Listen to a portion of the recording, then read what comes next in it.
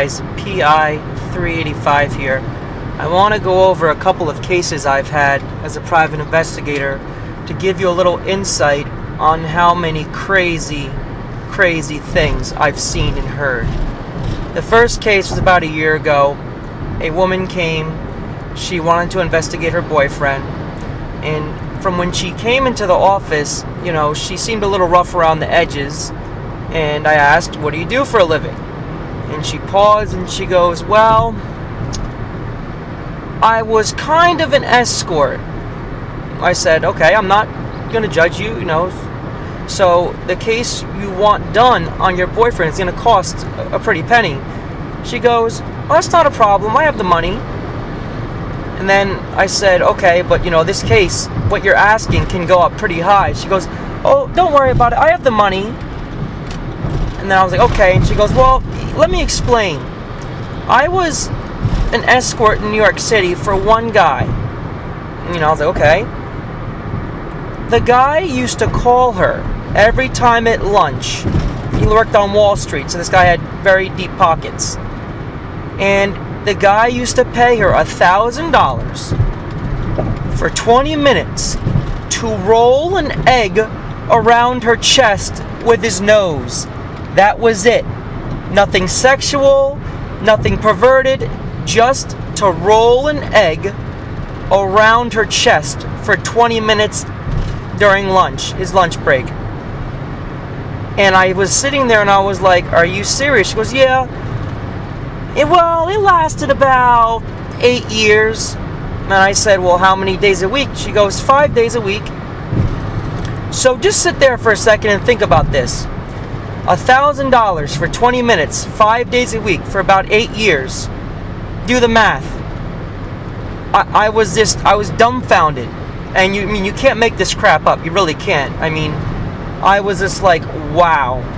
Another crazy case was a guy that was a very weird dude. His wife was trying to serve him a subpoena because she wanted a divorce. And she said, "Well, let me tell you a little bit about him. He likes to take baths in Clorox." I said, "What?" She goes, "Yeah, he has OCD, and he likes to go to the supermarket, buy like 7 things of Clorox, fill the tub up, and bathe in Clorox." I was like, wow. That is something else. And then another crazy case was, I was doing surveillance following a woman, and the guy says to me, "Hey, I have a question. A serious question. I want your serious advice on this." I was like, "Okay." He said, "Well, she has a tennis ball in her rear view mirror hanging.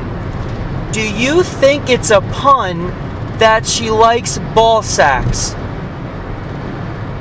I said, "Ronnie, do you hear what you're saying?" He goes, "Yeah, but I was just wondering, if it's possible." I said, "You need to take a step back, breathe, and stay calm and not think like that."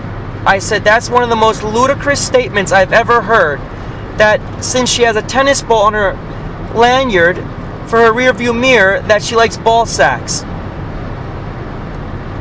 Some of the things you see, you can't make up. You think it's complete bogus. There's people out there that actually think like this. And there are. There are plenty other cases I can go into, and I will in future videos. But as a private investigator, you're going to see things that are like straight crazy. And the crazy part about it is that there are people that are living right now all around you that are literally crazy, but able to function in society and live life. In the movies, you think anyone that's crazy is going to be in a loony bin or the asylum or going to be locked up, but that's not the case. There's a lot of crazy people that are functioning completely normal in society. These are just a few cases. I'll go in more detail on some other ones, but that's an idea of kind of the things you'll see. It's insane. The people you talk to, you deal with, that you investigate, and some of the things you see are, they're rough. They're not pleasant. So that's it for this one, but I have plenty more stories to go around.